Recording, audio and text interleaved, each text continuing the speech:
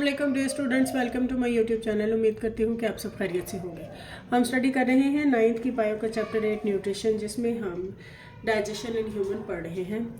हमने इसमें पहले देखा था digestion in alimentary canal,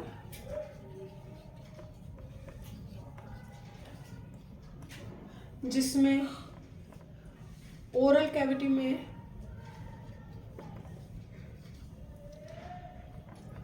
pharynx and oesophagus में और फिर स्टमक में हमने डाइजेशन के बारे में पढ़ा था। आज हम पढ़ेंगे कि स्टमक से जब कायम जो है ओरल कैविटी से हमने देखा था कि बोलस, जिसमें कार्बोहाइड्रेट की पार्शियल डाइजेशन हो जाती है। बोलस जो है वो ओरल कैविटी से स्टमक तक आता है और फिर स्टमक में मज़ीद उसकी डाइजेशन होती है और वो कायम की फॉर्म में आ जाता है। और ये कायम जो है अब आगे स्मॉल इंटेस्टाइन में जाता है, जहाँ पर इसकी कंप्लीट डाइजेशन और एब्जॉर्प्शन हो जाती है। आज हम स्मॉल इंटेस्टाइन में डाइजेशन को डिटेल से देखें और पढ़ेंगे। इंटेस्टाइन को 3 हिस्सों में डिवाइड किया जा सकता है। सबसे पहले आता है इसमें ड्यूडेनम, फिर दूसरा आ जाता है जिजनम और तीसरा पार्ट है इसमें इलियम।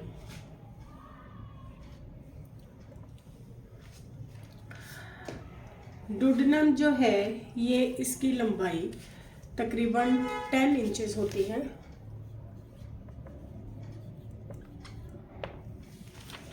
एलिमेंट्री कैनाल का ही ये पार्ट है और 10 इंच या 25 cm का होता है।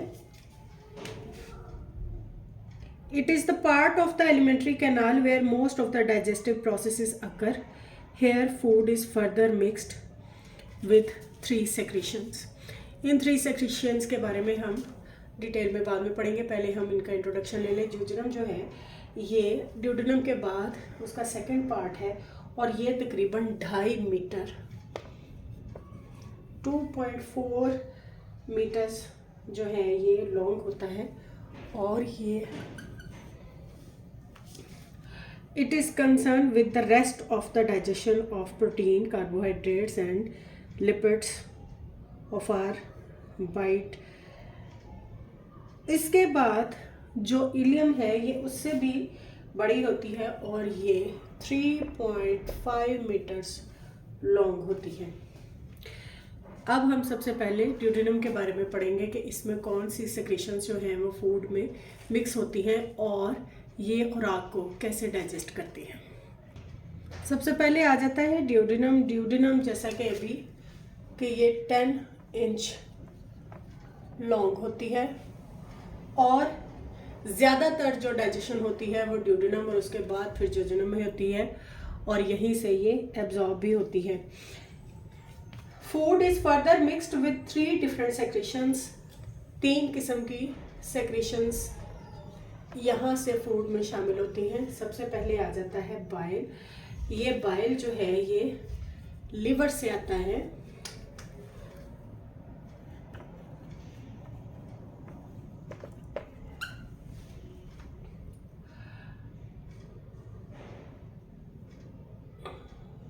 Helps in digestion of lipids, जो कि हेल्प्स इन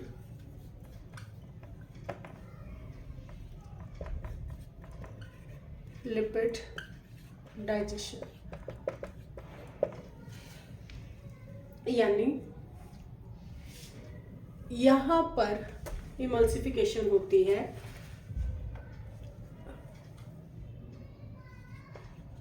इमल्सिफिकेशन यानी जो बड़े मॉलिक्यूल्स होते हैं लिपिड्स के, फैट्स के, ये उनको छोटे ड्रॉपलेट्स में कन्वर्ट कर देता है और वो फिर बाद में मिल नहीं सकते by keeping the lipid droplet separate from one another.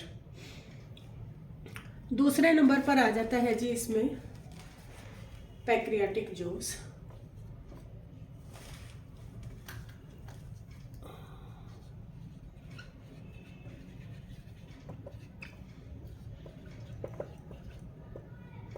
Pancreatic juice जो है, जैसा कि इसके नाम से जाहिर है, पैंक्रियास से आता है और इसके अंदर एक एंजाइम होता है जिसको हम कहते हैं trypsin. Pancreatic amylase and lipase. Amylase, एक एमाइलेज हमने देखा था कि हमारे स्लाइवा में भी था, जब ओरल कैविटी में हमारी बैठ जाती है तो स्लाइवा में भी एमाइलेज था, लेकिन चूंकि उसकी पीएच मुख्तलिफ थी और वो स्पेसिफिक था कार्बोहाइड्रेट की डाइजेशन के लिए।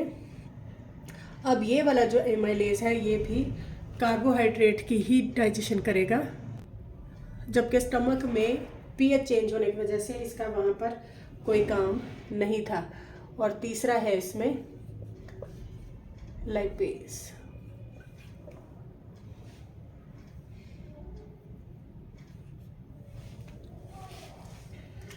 ट्रिप्सिन जो है ये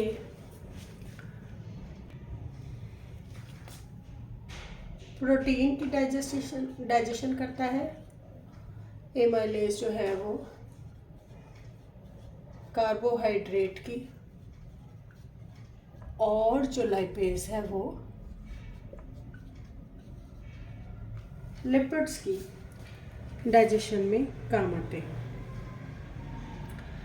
यानी दो तो ये हो गए, एक बाइल सेक्रेट करता है और एक पैंक्रियाटिक जूस, और जो तीसरे नंबर पर है वो इंटेस्टाइनल जूस, यानी जो इंटेस्टाइन की वॉल्स से जो सेक्रेशंस आते हैं, जो एंजाइम्स आते हैं, वो इस पूरे प्रोसेस को कंप्लीट कर देते हैं।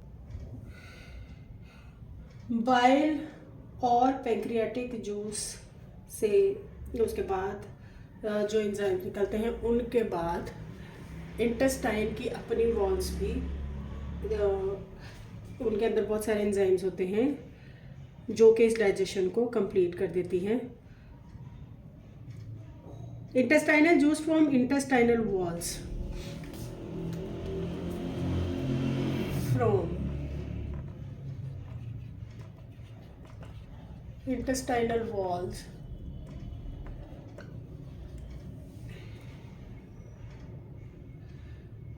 contains many enzymes for the complete digestion